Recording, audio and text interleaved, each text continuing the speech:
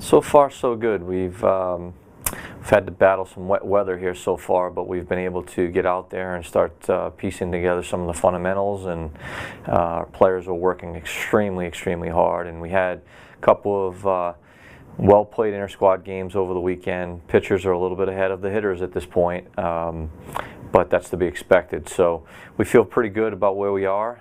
We had a lot of work to do, just like everybody else this time of year, but we feel like we have an awful lot of talent on our team, and feeling pretty good about where we are.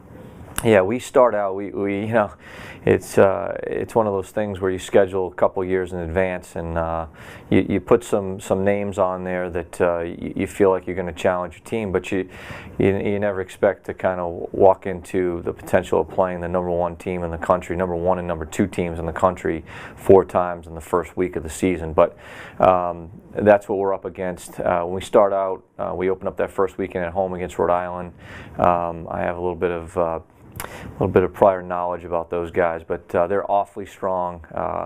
They do a great job with that program, and they're certainly one of the better teams in the entire Northeast. So we know that's certainly not going to be an easy one to start with. And then right from there, all we do is go to the University of Virginia on a Tuesday, and then head down to Gainesville to the Swamp on the weekend to take on the Gators. And between UVA and Florida, they should be, close to being, if not for sure, being the #1, #2 teams in the country.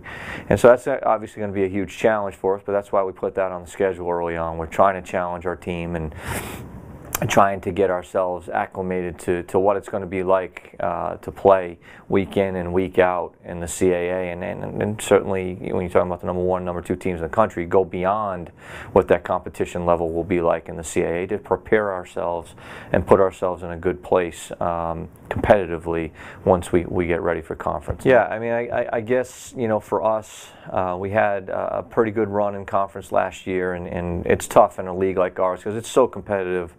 1 through 11, you never know what's going to happen week in to week out.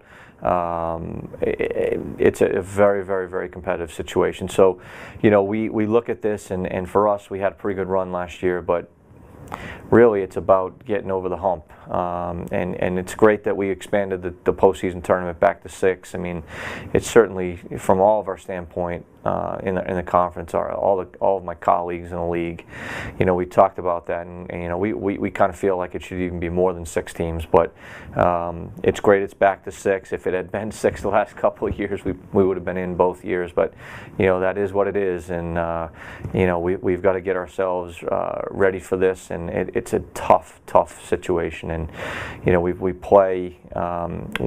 had a hard time with a few teams the last couple of years, and we feel like we get over the hump with those teams, we'll put ourselves in a good spot moving into it. We expect a lot out of our team.